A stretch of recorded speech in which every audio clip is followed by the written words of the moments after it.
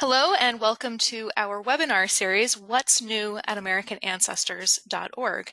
My name is Leopold Morse. I'm the Vice President of Education and Programming at American Ancestors and New England Historic Genealogical Society. I will be moderating today's event. American Ancestors is a nonprofit organization supported by our members and donors. We provide resources and expertise in nearly all aspects of family history and are pleased to offer such programming for our members and friends around the world. This program today is brought to you by the Brew Family Learning Center. Your instructor for the next hour or so is Molly Rogers. Molly works on our database collections, maintaining the accuracy of current databases, and managing teams of volunteers to transcribe and add new collections.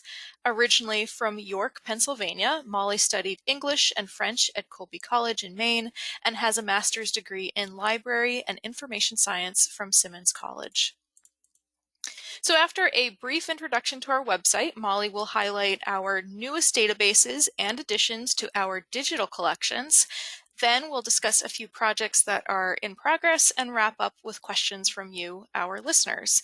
At any point during the presentation, feel free to type your question into the panel to the right of your screen. We'll address those at the end.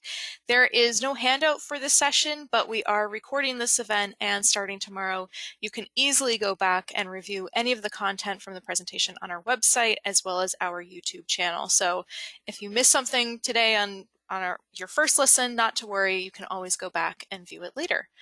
So without further ado, I will now turn things over to Molly.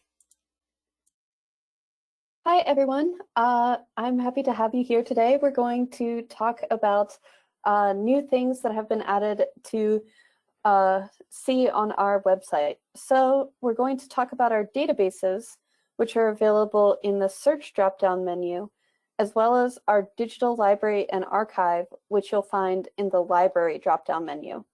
So that's just sort of to get you sort of centered on our site and the two places that we'll spend a lot of time thinking about today. So we always recommend that you start by logging into our site. This is going to give you access to the databases that you have access to, whether you have a free guest membership or you are a paying member. And you'll know that you're logged in if you can see a little message that says, "Welcome, your name," in the top of the screen. So talking about our databases, this is the search menu, and there's sort of a variety of ways to get started. We're going to focus on the Browse Databases A to Z page today, but we do have a few different ways that we won't go into as much detail about. So we have 479 databases and 1.42 billion names available to search. Many of our databases fall into the vital records category, which will be births, marriages, deaths. You can see that we also have a good number in the genealogies category, and many of our records also fall under census and tax lists. So this just gives you an idea of what you'll find on our site.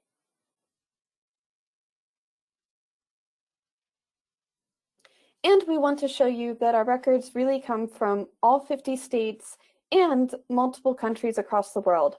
So we really specialize and focus on New England, but if you have ancestors in other places, you'll probably want to do a search on our site and see what you can find.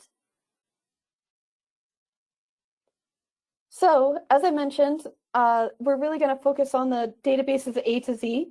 If you would like, excuse me, if you would like a more in-depth look at how to search AmericanAncestors.org, you should go to the Learn menu and then click on Resources at AmericanAncestors.org. If you scroll down, we have this webinar that I did last year, Searching Databases on AmericanAncestors.org. So that's going to give you a really in-depth look at how to search what we have, how our search engines work, all of that. We also have a subject guide.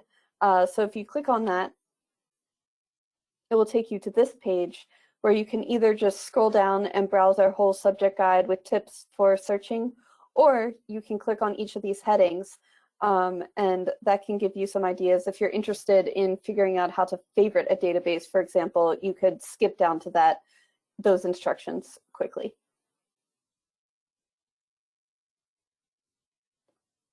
And all of the information that we are talking about today is presented on our blog, Database News. You can see the URL is dbnews.americanancestors.org.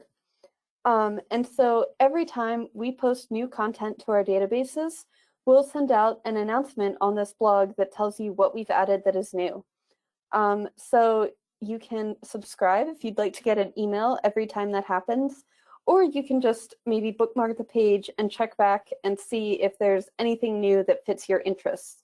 I often use the search this site feature. If here, this example here is from the Catholic Records Project. If you had a particular parish in mind, you might want to search that parish in the keyword box and see what announcements come up. Then you might know if it's available on our site or not. So I find our blog really helpful to my own research. So we're also talking about the digital library and archives as well as the databases. And we mentioned that you can find them in the library menu. We'll come back to this a little bit later in the presentation. This is the homepage, just to give you an idea of what the digital library and archives looks like. But we'll start with updates to our databases from the past 3 months, April, May, and June.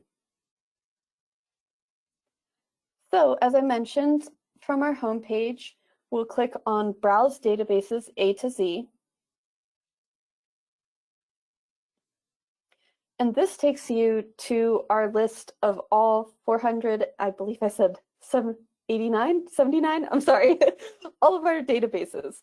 And so you can browse this list either alphabetically, or you can use the search by database name bar to search on a keyword such as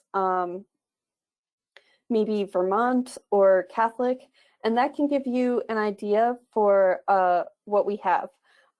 So I really suggest, if you're new to AmericanAncestors.org and you're not sure if we have the data that you're looking for, you should come look at this list and compare the locations and the time frames to your research interests to see, do we have sources that would be helpful to your research? So here you can see I've typed in Roman, as in Roman Catholic, and so now I've narrowed the list down to 6 out of all of the databases. And so to view the database search page, you're going to actually just click on the database title. These database search pages are unique for each of the databases. We strive to index our data on 7 categories. So that will be first name, last name, year, location, record type, parent's name, and spouse's name. But not all of that information is always available in every source, and a few of our older databases are in line to be updated to contain more of that information. So when you click on this database title, it's going to take you to a custom search page that only displays the fields that are available to search in that given database. So we're going to talk about Massachusetts Roman Catholic Archdiocese of Boston records as our first new additions today.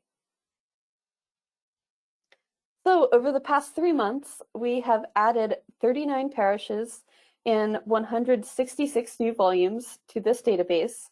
This is part of our ongoing partnership with the Archdiocese of Boston.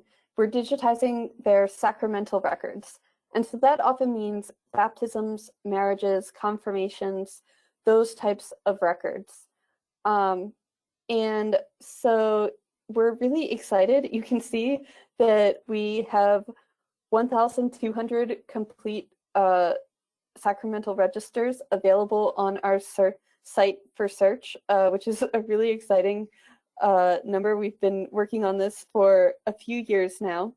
And the new parishes that we've added come from the following towns: Cambridge, Lowell, Chelsea, Amesbury, Boston, Brockton, Groton, Haverhill, Arlington, Brookline, Beverly, Billerica, Andover, Hopkinton, Winthrop, Belmont, Ayr, and Framingham. So they really represent like a large variety of places. I wanted to say one more thing before we go on to the next slide. This project is a work in progress, so there will be new things coming next time we do this webinar, but it's also a two-pronged project. So we also have another database that is free. It has the same title, but in parentheses it says image only. And so if you are a guest member, you're able to access these records in a browsable only format. They're not searchable. You can't type in a name and get taken to the page, but it can be a really helpful resource to consult. In the past 3 months, we haven't added anything new to the free database, but we have a lot of things coming soon. So here is the database's specific search page that if you started on the Browse Databases A to Z page and clicked on the title, this will bring you here. And you can see that we have search fields for each of those 7 fields that I mentioned. So we're actually going to do a sample search. And I believe my example, we might be looking for a marriage of a person named Dennis Kelly.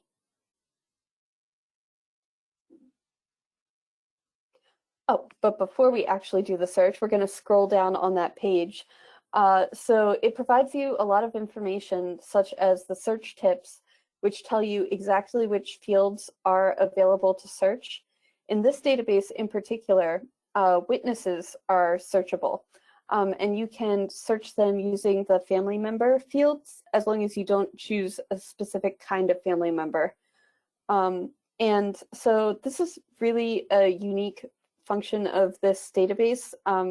If your ancestor had a really common name like Mary McCarthy, being able to know the witnesses to her baptism or her confirmation, etc., could maybe help you figure out if it's your ancestor with the common name versus another one. So you can sort of trace their family members and neighbors and friends to try and make those connections between those people. We also have an array of sample images, which give you an idea for what you might find in the database. And then I think that the next slide scrolls down even further to focus on the description. No, it doesn't. Sorry, Ginevra, can you go back? So the description, the idea is to give you an idea of what you're looking at online. We really want you to understand what this image is that you're seeing and not just have it be this mysterious thing that you found on the internet. So this is going to give you context about what you're looking at. In this case, it explains that you are looking at an image from a record book that belongs to the Archdiocese of Boston. In other cases, it might tell you that you're looking at a manuscript from our collection. It's there to give you some ideas of what is this thing, and it can provide some supporting information. So here's my search for Dennis Kelly. And as you can see, this is actually the first result is the one that we're going to look at. In this database, many of the names were originally written in Latin. We've provided an anglicized alternative so that you don't have to know what the Latin form of Dennis is, especially since it's so different from Dennis that the search engine won't know they're the same thing. So we've tried to take care of that problem for you. So now I think we're going to click on View Image. And that will take you directly to the image page itself. Here you can see at the top of the page this marriage between Dennis Kelly and Rosanna, I believe her name is Marley. And you can see the witnesses to this marriage. So we're always excited when we can connect you with that original record.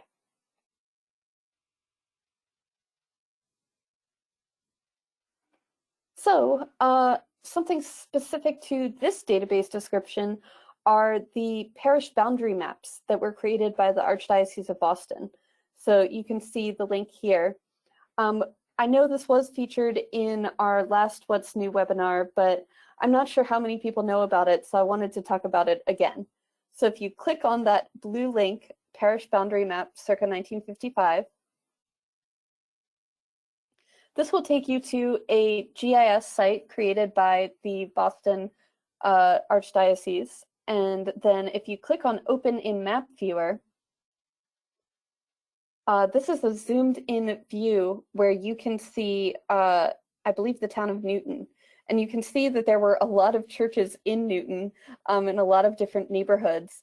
And the churches are the dots on the map. And if you click on one, it'll give you information about when the church was founded, whether the church is still in existence. And so this can be really helpful if you, if parish change boundaries, or if you have a address from a census, you can sort of see what surrounded the area where your ancestors lived. So if you can't find them in one church, maybe you should look in a few others that were nearby. So I find this to be a really helpful research tool. So that's sort of everything about the Catholic Records project that's new and fairly recent. We have a few other databases that we also make periodic updates to. So we have a huge project going to update our database called Vital Records from the New England Historical and Genealogical Register. So you may know that the Register is our flagship genealogical journal. It's been published since the beginning here. And we actually have two databases that pertain to this journal. So the first one is simply called New England Historical and Genealogical Register. And this database is indexed as if you're looking at the back of a book.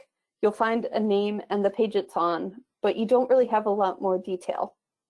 This database here that we're talking about, Vital Records from the New England Historical and Genealogical Register, is the other database that pertains to the register. And it has some more detailed record information, but it's not as completely indexed as we would like it to be. So we are undergoing this long-term, super exciting project to index it in our most up-to-date, fully detailed standards. So prior to the past 3 months, we had completed volumes 1 through 13. In the past 3 months, we've also completed a reindex of volumes 14 to 22. And so every time we add this new information, we're adding about 4 times more records that are available for search. So this project is really exciting with the amount of new data that we're making available in this publication that we've had for many years. And it's really our team of volunteers who make this work possible. So in terms of other ongoing projects, we also have a set of study projects. And so these are projects that are looking generally at a particular geographic area in a particular range of time. So Scott Andrew Bartley works on early Vermont settlers from 1700 to 1784. And we've added 14 new sketches to this database, all focusing on families who lived in the Brattleboro area. With this study project, they are hoping to illustrate major families and people who lived in Vermont at this time, uncover migration patterns for this period, and just sort of enumerate who was there at that time period. This project is proceeding in 2 series, starting with settlers to 1771, and it has been proceeding in a geographical fashion. So right now it has focused on Windsor and Windham counties. So Helen Ullman edits Western Massachusetts Families in 1790, which focuses on families that were enumerated in the 1790 census who lived in the Berkshire and Hampshire County region, which now includes Franklin and Hampden counties as well.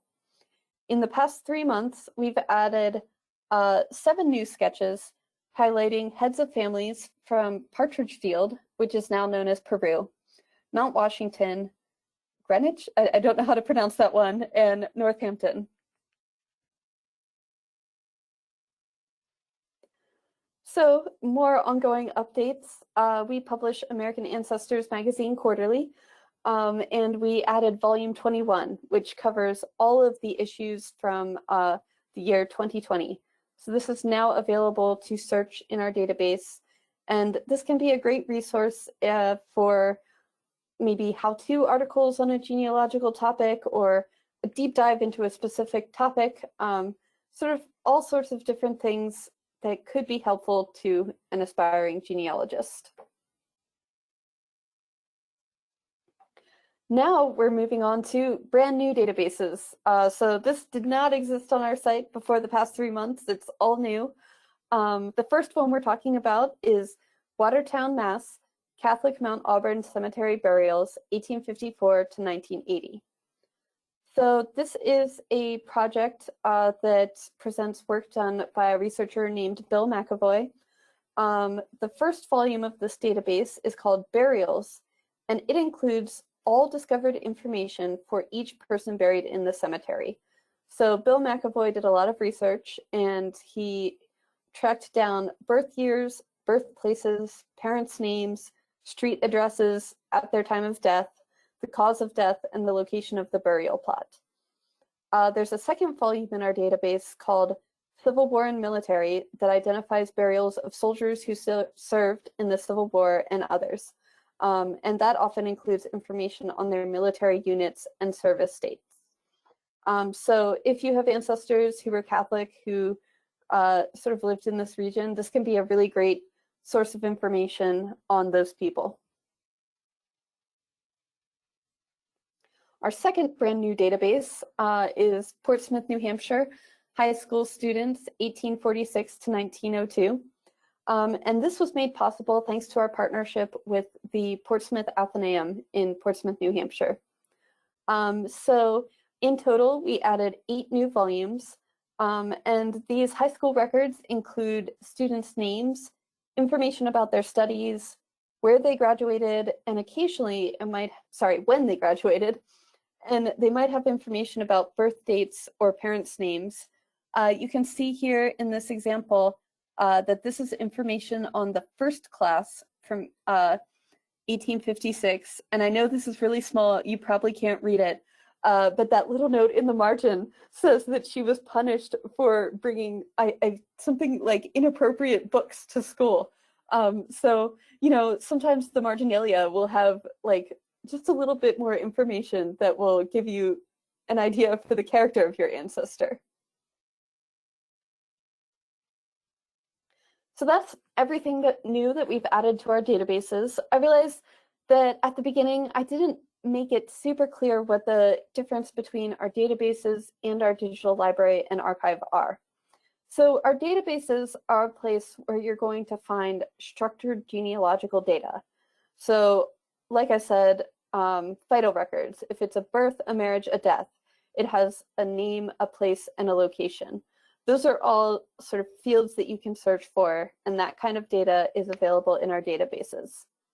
The digital library and archive, it will have some of that, but it also has less structured information. So maybe local histories, that is a book that sort of tells you all about the history of a small town, or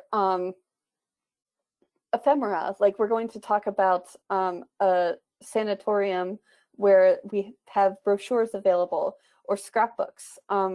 So this data is it's not always like strictly based on events, but it definitely can be helpful in your genealogical research. So again, we'll talk about updates from the past 3 months, April, May, and June. And similar to our databases, this webinar is not going to go into a huge amount of detail about how to search the digital library and archives. If you would like to learn more about everything pertaining to this section of our website, you'll want to see our webinar from Sally Benny that happened in November 2020.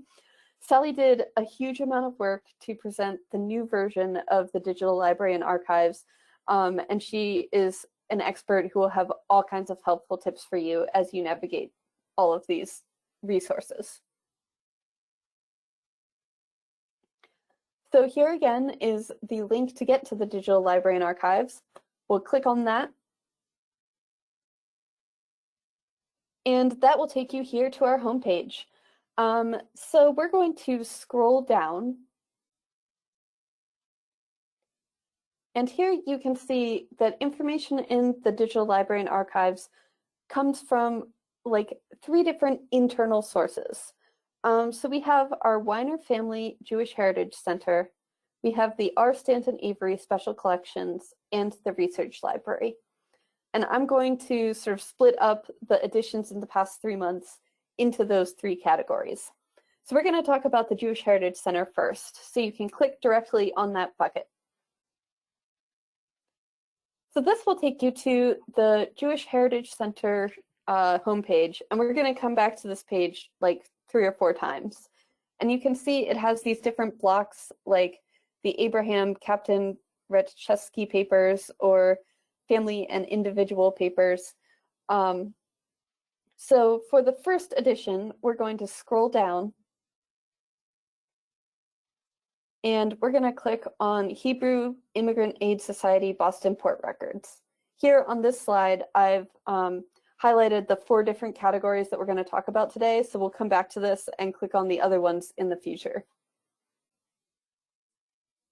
So here we're on the Hebrew Immigrant Aid Society homepage, and this is a really helpful place for giving you sort of some background of what was the Hebrew Immigrant Aid Society. It was founded in the early 1900s to help immigrants who were coming to the United States. And if you click Browse Collection, you'll be able to search everything that we have digitized and available. In the past 3 months, the Jewish Heritage Center has added 687 case files and about 6,000 pages. And something we wanted to point out is that we have a related database available in the database section of our website called Boston, Mass. Hebrew Immigrant Aid Society Immigration Records from 1904 to 1929. So this is something that we published a year or 2 ago, and it's the first box of records from this whole collection. And so it often has passenger lists. It has some correspondence regarding newly arrived immigrants. So that's, you definitely, if this is a topic that interests you, you'll want to look in both places. So here we are back on the JHC homepage. And this time we're going to click on Community and Social Service Organization Records. And so this takes us to that homepage. And you can learn more about this collection of records. But we're going to scroll. Oh, wait, before we scroll down, I wanted to point out the recent additions. So we're actually talking about the Jewish Tuberculosis Sanatorium of New England. And you can see that there are some new images over in this column. But now we'll scroll down to show you how to navigate to the collection. And here you can see it in the list, Jewish Tuberculosis Sanatorium. And so this place was founded and chartered in 1927. The facility promoted a Jewish environment and served kosher food, but it was non-sectarian and open to all. This collection contains brochures, newspaper clippings, event materials, and newsletters documenting the outreach and funding efforts of the Tuberculosis Sanatorium. And I took this picture from one of the brochures that is available in the Digital Library and Archives. So again, now we're returning to that Jewish Heritage Center Digital Library and Archives homepage. And this time we're going to click on Open Collections.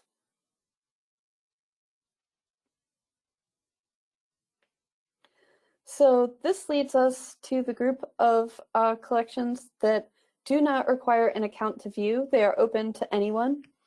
And the JHC has made some additions to the Leopold Morse papers in the past 3 months. So we'll click right there. And here you can see an image from a scrapbook. Leopold Morse was the founder of Leopold Morse and Company, a wholesale and retail clothing store, and he was the first Jew from Massachusetts who was elected to US Congress. He married Georgia Ray, who was a descendant of the Woodbury family of Essex County in Massachusetts. And as I said, this comes from a posthumous scrapbook that was compiled after his death. And last, we will click on family and individual papers. And so here you can see a whole variety of different family papers. In the recent editions, you can see these pertain to Colonel Bernard L. Gorfinkel. And you can see my big arrow. We're going to click on the Bernard L. Gorfinkel papers. And so Bernard was a World War I veteran and a judge advocate who served as an aide to President Woodrow Wilson during the Paris Peace Commission. This edition contains materials pertaining to the Paris Peace Commission, as well as correspondence and travel ephemera from his service on the Mexican border and World War I. So that's all the new things from the Jewish Heritage Center. I think certainly if you are researching Jewish ancestors in the Massachusetts and New England area, those resources could absolutely be of help. As for additions from the Special Collections and the Research Library, they have added 7 published genealogies, 3 local history books, 4 family Bibles, and 17 sets of church records. So I think the next slide will show us how now we're back on the Digital Library and Archives main homepage. This is not the JHC specific one, this is the main page. And we're going to scroll down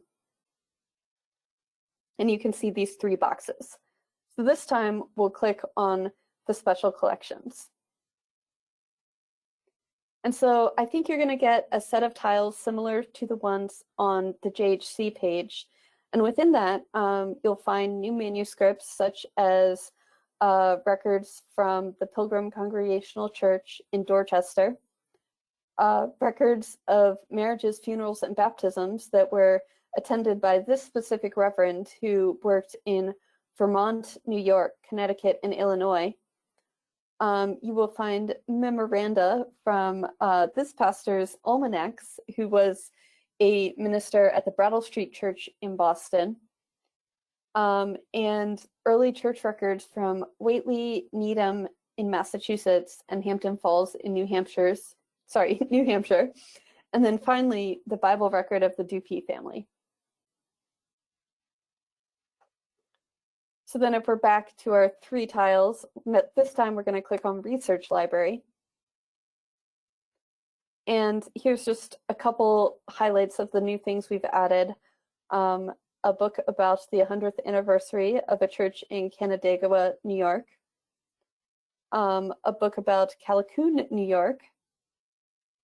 This one we talked about in the database section. We have a database based on Bill McAvoy's work, but he also wrote a book that compiles information. So this is sort of complementary to that new database. If you're interested in this topic, you'll definitely want to check them both out. And finally, we have a new book pertaining to the genealogy of William Proctor Millen.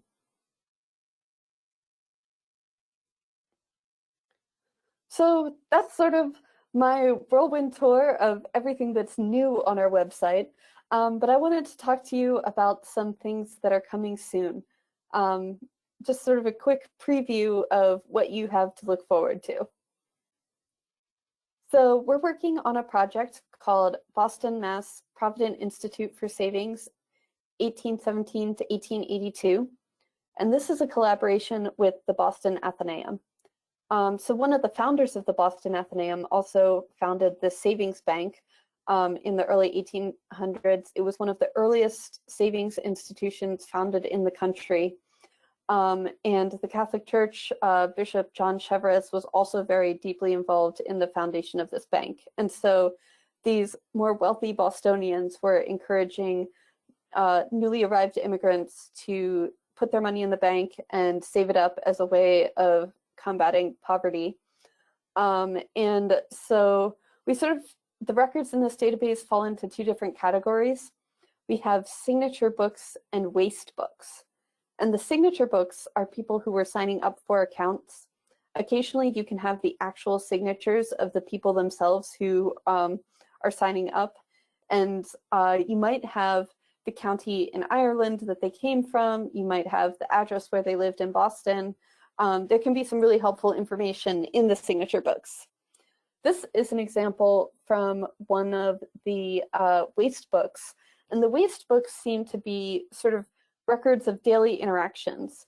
It's often someone who is depositing money for the benefit of someone else. And you have this column right here, which is the address column. So you can see a lot of these people are from Boston. This guy looks like he's from Milton. But then you also have the occupation column. And here you can see the bishop that I mentioned, who was instrumental in founding the Catholic Church in Boston, John Cheverus, and his occupation here is bishop. And so over here in the people who the money was deposited for, you can see that there are some people who were domestics. This woman, her occupation is just married.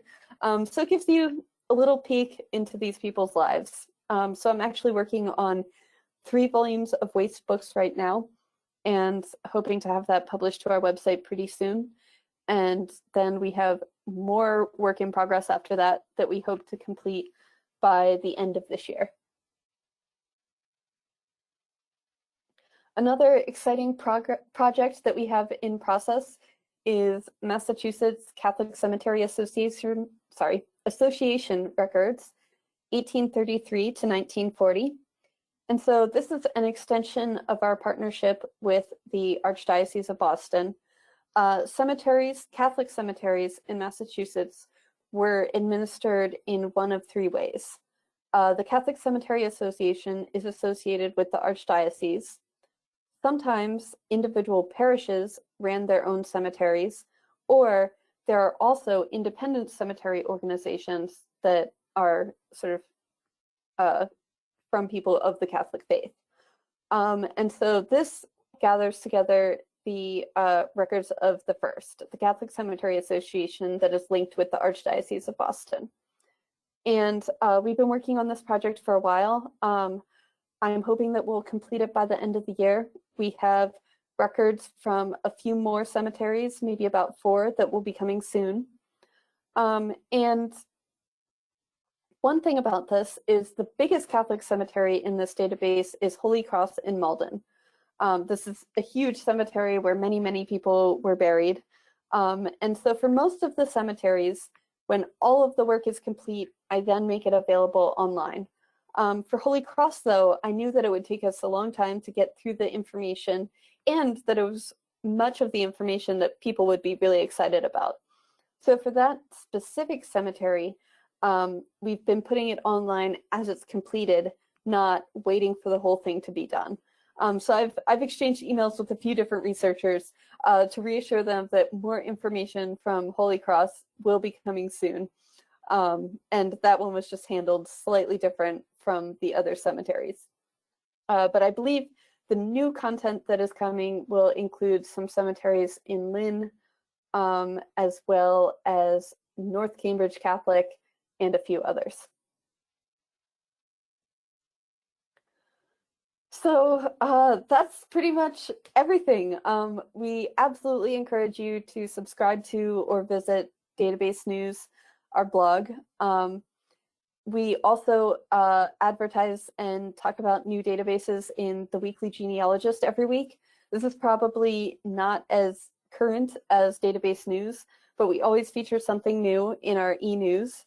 And Vita Brevis, which is our other blog for general genealogical topics, is also a great resource. And finally, you can always use our report error button or our question comment box. This will go to webmaster@nehgs.org, it's often myself or my colleague who answers those emails. So we're happy to answer your questions about the things available on our site.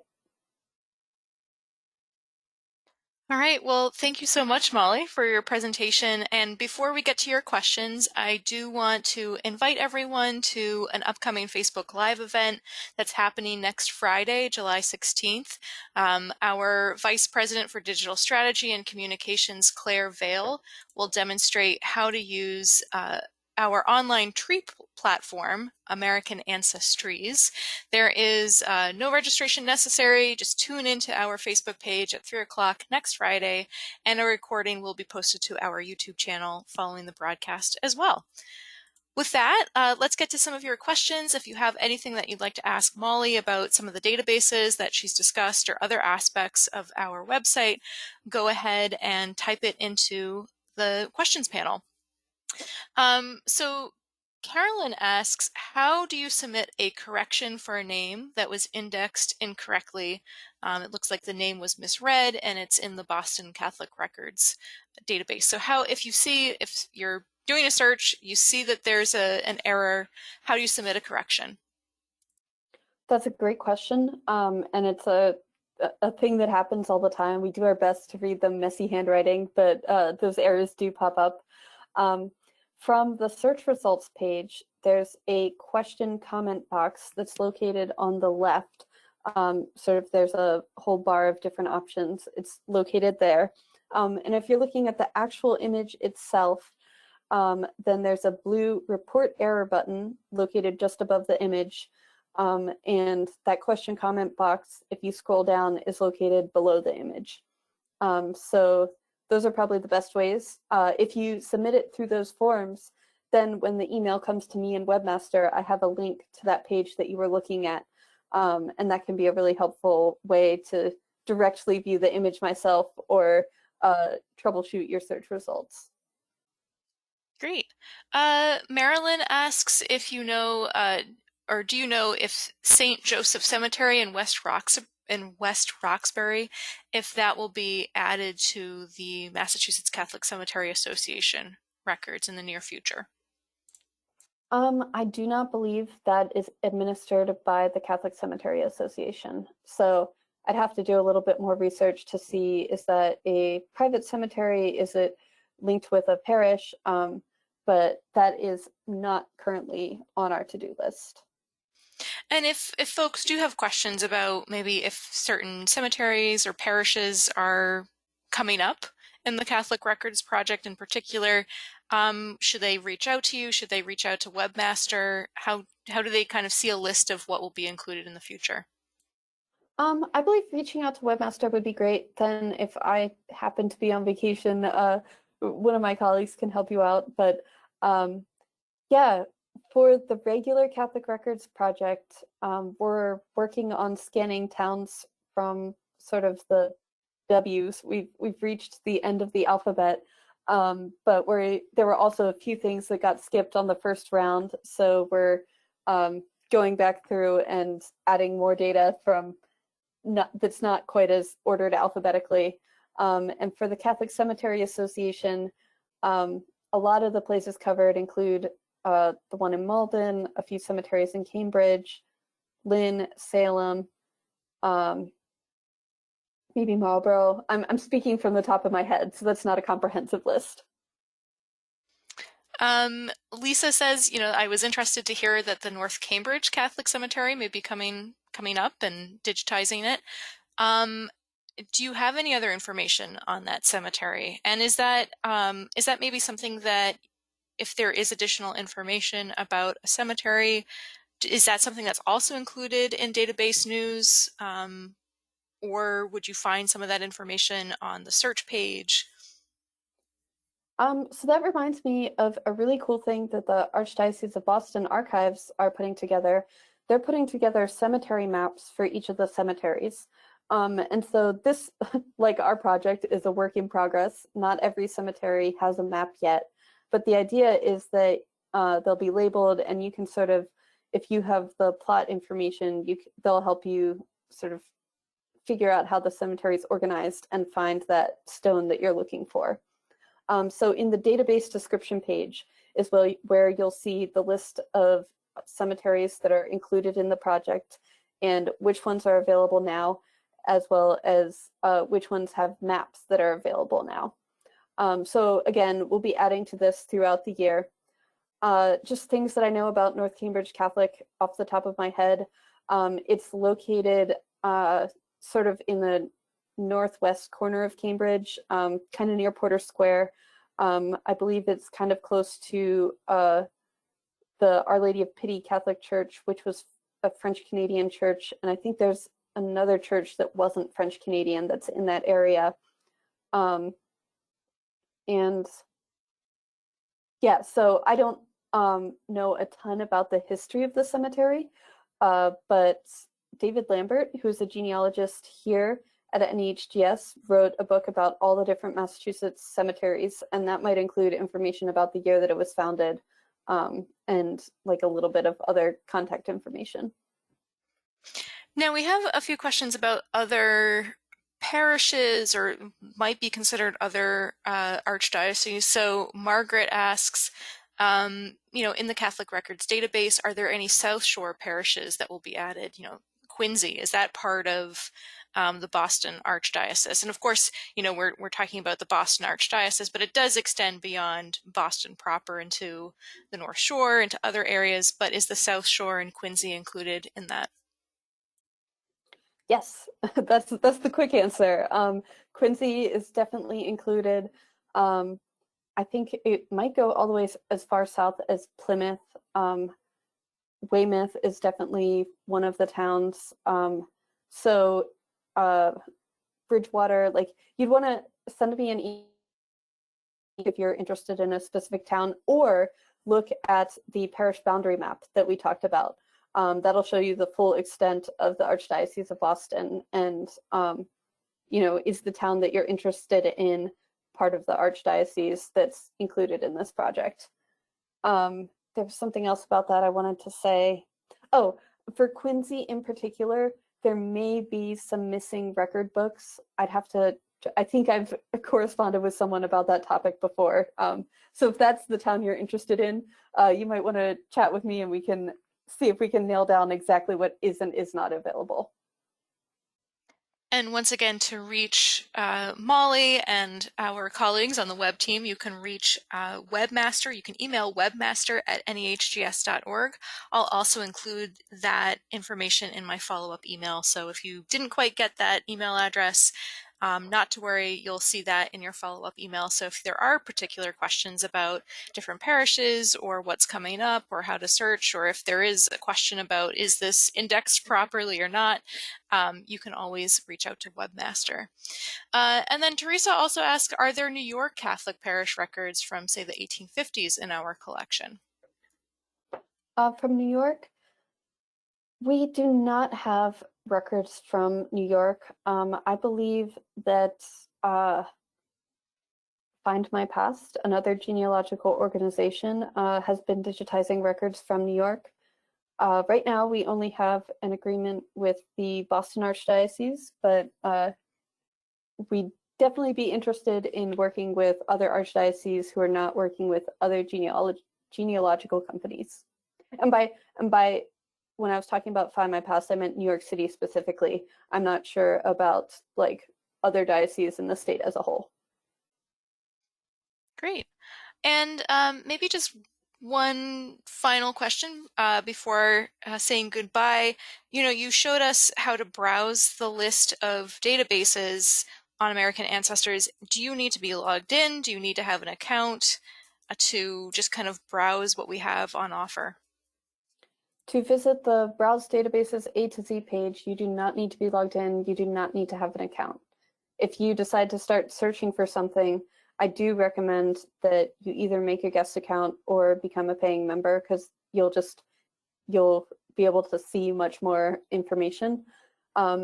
In our join page, I believe it's on the home page to the right, you can find the different kinds of membership, and there's specifically one for guest members where you can see which set of databases a guest member has access to. I believe the number is something like about 40 out of our 400. So you can definitely browse that page for free. But if you're going to start doing some searches, we suggest creating an account. All right. Well, thank you again, Molly, for your fantastic presentation. You're always so enthusiastic about the new databases and collections that we're posting to American ancestors all the time, and we appreciate everything that you do for the organization. So thank you again. Unfortunately, that's all the time that we have for today. If you have more specific questions about your family history research, you may consider hiring our research services team. You can learn more about that by contacting research@nehgs.org.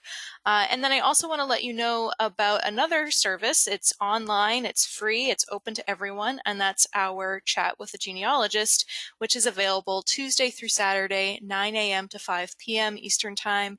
It's great if you have a reference question, if you're maybe not sure where to turn to next.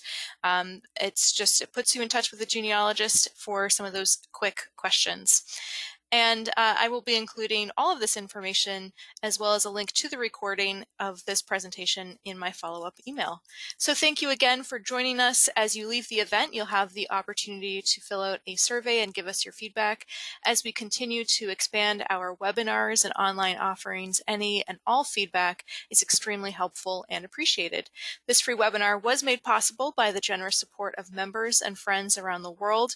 Please consider making a gift to American Ancestors or becoming a member to help keep these programs free and to create more free programs for you and for others. If you'd like to access more how-to resources or learn about upcoming online educational programs, please visit our online learning center, americanancestors.org/education. Best of luck in your research, and I hope to see you at our online programs in the future. Goodbye for now.